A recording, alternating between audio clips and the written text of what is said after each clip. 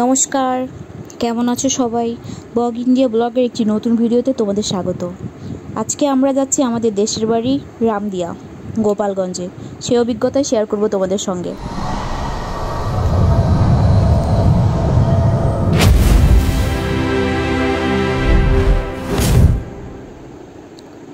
ঘড়িতে এখন সকাল 10টা বাজে।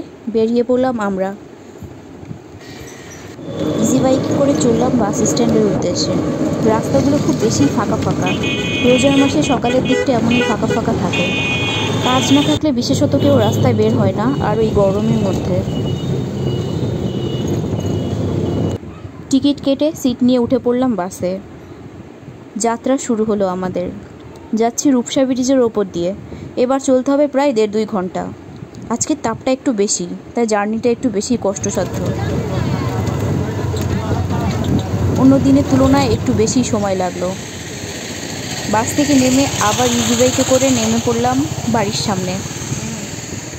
দিদি আর ভাই আগে আগে চলছে, আমি আর বাবা পিছু পিছু। দিদি অনেক দিন পর বাড়িতে এলো, নিজের মা বাবার সঙ্গে দেখা হবে বলে তার আনন্দটা একটু বেশি। আমরা আসবো জেনে বড়দি আগে এসে রাস্তায় দাঁড়িয়ে আছে। গ্রামের মানুষের এই একটা বিশেষত্ব আছে। আমাদের বাড়ির পাশ দিয়ে বয়ে গেছে এই খালটা। এই জায়গাটা ভীষণ নিরিবিলি। প্রায় 10 বছর পর আমরা এলাম। এবার মা আসেনি। মা ছাড়া কখনো গ্রামের বাড়িতে আসা হয় না। খুব কম আসা হয়, তবুও মা ছাড়া কখনো আসেনি। এই জায়গাটা ভীষণ নিরিবিলি।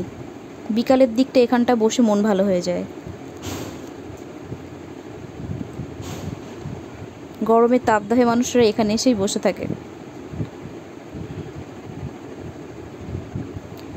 এটা আমাদের বাড়ি। এখনো কাজ চলছে। এখন এই 2টো গরুই আছে। জ্যাঠা যখন সুস্থ ছিলেন তখন তিনিই এগুলো দেখাশোনা করতেন। এখন অসুস্থ, তাই এদের একটু পরিচর্যা কম হয়।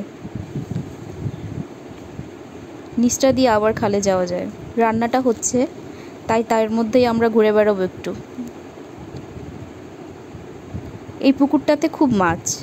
আমরা যখন ছোটোবেলায় আসতাম তখন এই পুকুর থেকেই মাছ ধরা হতো। আমরা ছিপ নিয়ে বসে থাকতাম, কিন্তু কখনো সেমন মাছ পাইনি।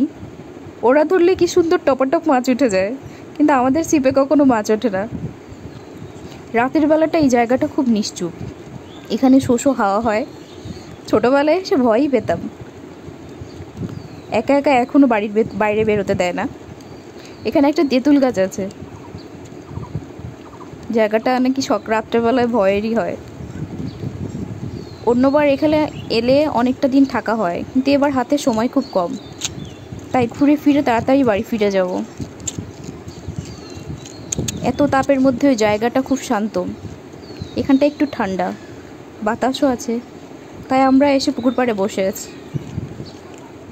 সাঁকো দেখে একটু সাঁকোতে উঠতে ইচ্ছা হলো। নিচে একটুও জল নেই। বর্ষার সময়টা জল থাকে। বর্ষার সময়টা এখনও নাকি নৌকায় করে এ বাড়ি থেকে ও বাড়িতে যাওয়া লাগে। এই খালটাতে প্রচুর মাছ আছে। জাল দিয়ে মাছ ধরা হয়।